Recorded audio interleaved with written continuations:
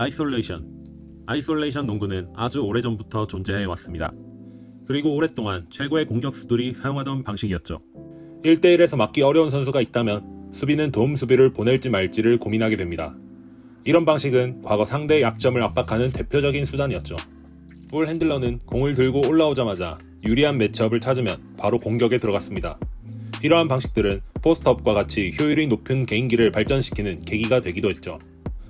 그러다 80년대로 넘어오면서 NBA는 일리걸 디펜스 규정이 도입됐는데, 이는 더블팀을 가지 않고 애매한 거리에서 도움 수비 자리를 잡는 것을 금지하는 규정이었습니다.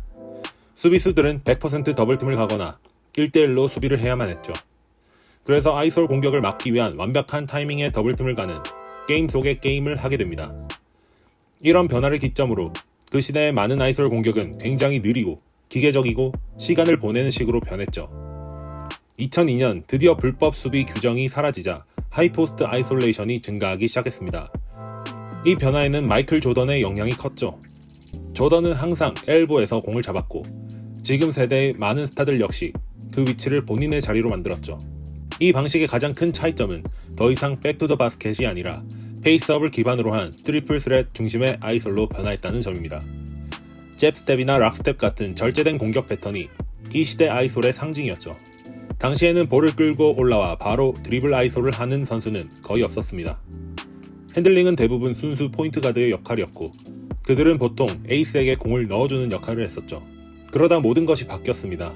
유럽 농구의 영향이 NBA에 스며들었고, 그와 함께 픽앤롤 게임이 아이솔레이션을 대체하기 시작했습니다. 픽앤롤의 데이터가 보여준 효율이 더 높았기 때문이죠. 데이터에 따르면 2005년 NBA 공격의 29%가 아이솔 또는 포스트업이었지만 2015년에는 20%로 2020년에는 15% 아래로 떨어집니다. 스타 선수에게 공을 맡겨 공격을 단순화하는 것, 한때 농구계에서 가장 핫했던 공격 방식이었지만 시간이 지나면서 더 이상 그렇게 효율적이지 않다는 것을 깨닫게 된 것입니다. 2000년대 중후반부터 스크린 플레이가 유행하기 시작했고, 수비가 픽앤롤의 효율을 낮추기 위해 스위치를 기본 전략으로 사용하자 공격은 반대로 원했던 매치업을 얻기 위해 스타에게 공을 주고 스위치를 적극적으로 유도했습니다. 그리고 픽앤롤의 등장과 함께 리그는 페이스 앤 스페이스 시대를 맞이하게 되었습니다. 코트를 넓게 쓰면서 빠른 공격 페이스를 가져가기 시작한 거죠. 그런데 올해 NBA는 지난 10년 중 가장 적은 픽앤롤 사용 빈도를 기록하고 있습니다. 픽앤롤은 오랜 시간 동안 리그에서 사랑받고 있는 현대 농구에서도 기본이 되는 옵션인데, 왜 NBA 팀들은 오히려 픽앤롤을 적게 쓰고 있는 걸까요? 특히나 NBA의 특정 한 팀은 아예 픽앤롤을 공격 전술에서 거의 제외시켜버렸습니다. 픽앤롤의 발전은 아이솔, 포스트업 농구를 완전히 바꾼 새로운 흐름이었습니다. 그러자 수비도 당연히 픽앤롤을 막기 위해 발전하기 시작했는데, 그 결과 공격은 점점 더 움직이며 수비의 패턴을 흔들 필요가 있었고, 새로운 방식의 아이솔레이션을 시도하기 시작했죠. 예를 들어 지난 시즌 클리블랜드는 코트 양쪽에서 동시에 움직여 상대방이 도움 수비에 집중하지 못하도록 했고, 멤피스는 팀 전체를 움직여 아이솔 공간을 만드는 공격 시스템을 구축했고, 이 두 가지 방법 모두 전통적인 볼 스크린 플레이보다 상대 수비를 혼란스럽게 만드는 데 성공하였습니다. 이 새로운 아이솔레이션 방식은 과거와 전혀 다릅니다. 3점 라인보다 뒤에서 드리블로 속도를 붙인 상태에서 시작하죠. 미러키의 야니스 아데토쿤포가 자주 사용하는 움직임 중에 하나이고, 그리고 디펜딩 챔피언 오클라호마 시티 역시 MVP 샤이 길즈스 알렉산더에게 넓은 공간을 열어주며 드리블을 살려 아이솔레이션 하는 방식을 사용하고 있죠. 이 방식의 핵심은 최상급 풀업 슈터가 아니고 최상급 픽앤롤 핸들러가 아니라면 굳이 스크린을 걸어 수비 2명을 불러들여서 수비가 좋아하는 패턴으로 플레이를 시작할 필요가 없다는 겁니다. 이 핵심 사항이 바로 NBA에서 스크린 게임이 줄어드는 이유이자 마이애미 히트가 픽앤롤을 거의 전술 노트에서 제외시킨 이유입니다. 모든 팀마다 픽앤롤 전문가나 요키치 같은 센스를 가진 선수를 가지고 있을 수 없다는 것도 추가적인 이유였죠. 마이애미 히트는 버틀러를 내보내면서 더 이상 기존의 플레이 스타일을 가져가는 게 경쟁력이 없다는 걸 인지했고, 남들이 다 하는 플레이들을 따라하는 대신 팀 구성 인원에 맞는 새로운 플레이 스타일을 만들었습니다. 히트는 아웃 오브 바운드나 타임아웃 이후에는 스크린을 통한 세트 플레이를 활용하지만 그냥 인게임 흐름에서는 거의 스크린을 쓰지 않고 있습니다. 이번 시즌 NBA 모든 팀들은 평균 100번의 공격 시도당 55번의 스크린을 쓰고 있는데, 이는 지난 13년 동안 가장 낮은 수치입니다. 지난 시즌 멤피스의 특이한 스타일에서도 100번의 공격당 평균 34번의 스크린이 사용되었는데, 올해 마이애미는 같은 조건에서 평균 12회 정도의 스크린만을 사용하고 있습니다. 여러가지 상황을 고려하면 거의 스크린을 안 쓰는 수준입니다. 마이애미의 공격은 아주 단순합니다. 1단계, 넓은 공간에서 돌파를 시도하라. 코트 전체를 스페이싱하면서 누구든 원하는 선수가 마음껏 드라이브를 시도할 수 있습니다. 스크린이 없으니 상대 돔 수비 거리가 어느 정도 떨어져 있기 때문이죠.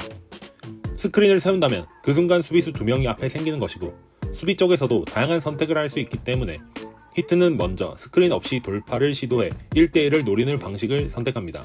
만약 수비가 도움을 오지 않았다면 그냥 넓은 공간에서의 1대1이 되고, 매치업에서 우위가 있는 조합이 있다면 계속해서 공략할 수 있게 되죠.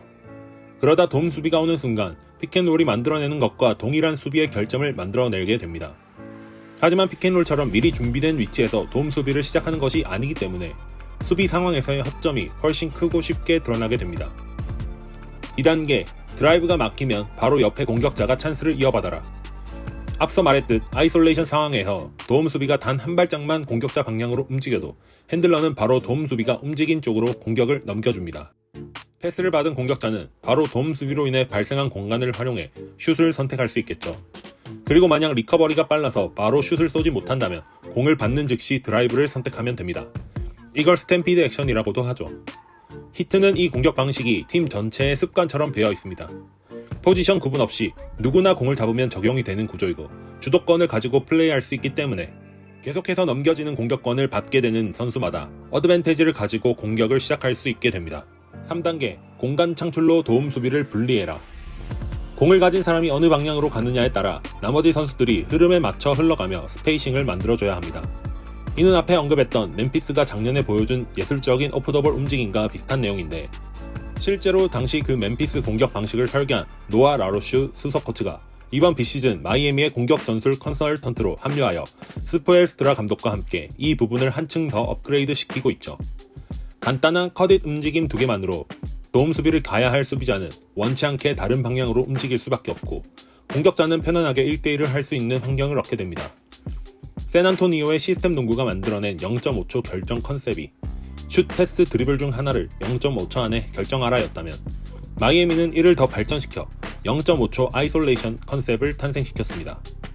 지금의 마이애미 히트는 NBA가 상세 기록을 측정하기 시작한 30년 역사 중 가장 빠른 공격 템포를 보여주는 팀입니다. 세컨 찬스에 의한 공격을 제외하면 평균 공격 전개 시간이 12초밖에 되지 않습니다. 이는 런앤건 피닉스의 페이스보다도 빠릅니다.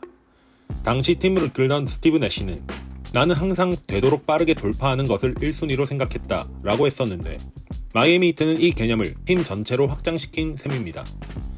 이렇듯 극단적이라고 할 수 있는 선택을 내린 마이애미는 현재 수비력이 좋은 선수들로 구성된 로스터를 가지고 있음에도 이런 새로운 공격 시스템을 바탕으로 리그 평균 이상의 공격력을 생산해내고 있습니다. 제한된 자원을 가지고 극한의 방법을 연구한 끝에 에릭 스포엘스트라 감독은 리그의 새로운 패러다임을 불러온 것이죠. 그리고 놀랍게도 최근 분석된 자료에 따르면 이러한 새로운 형태의 아이솔레이션의 효율은 픽앤롤의 효율과 거의 동일한 수준을 보여주고 있다고 합니다. 리그에서 아무리 픽앤롤 사용 빈도가 줄어들었다고 하더라도 여전히 많이 사용되고 있고, 그러나 그 효율은 점차 내려가는 추세인 점을 생각해본다면 이 새로운 공격 방식은 점차 리그 전반적으로 확장되지 않을까 싶습니다. 언젠가 이 새로운 아이솔레이션 방식을 대응할 수 있는 수비 방법들도 진화하게 되겠지만, 그렇게 되면 1대1에서 이기는 또 다른 새로운 방식이 등장하게 되겠죠. 그렇기 때문에 농구라는 스포츠가 매력있게 느껴지는 것 같습니다. 구독과 좋아요는 영상 제작에 큰 힘이 됩니다. 다음에도 더 좋은 영상으로 찾아뵙겠습니다. 시청해주셔서 감사합니다.